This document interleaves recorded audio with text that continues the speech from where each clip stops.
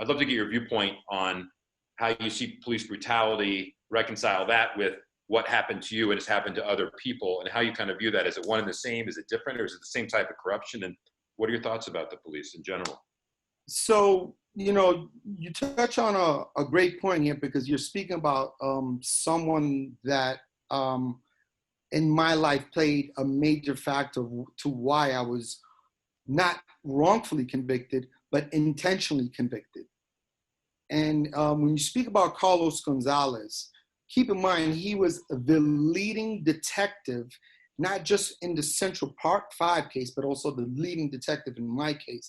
So you would think, okay, one person already went through a big ordeal of this whole publicized media situation in New York City, and then to have another publicized case in front of him, he would probably want to do things correctly and ethically, the way he should do. But no, his ego got to him, and instead of taking advantage of the way that he did with the Central Park 5, he took it even further to another level when it came to me, because when I was interrogated, not only was I coerced, but I was physically coerced and psychologically coerced. So when I mean that I was physically coerced, he had the detective in my room beat me up after I told him numerous times that I was innocent and that I had nothing to do with this crime because I was at a different a platform level. So when you speak about police corruption, yeah, a kid like me growing up in Queens, New York, where I come from a family of immigrants. My mother comes from a Jewish background. I'm Colombian, and I'm from on my father's side.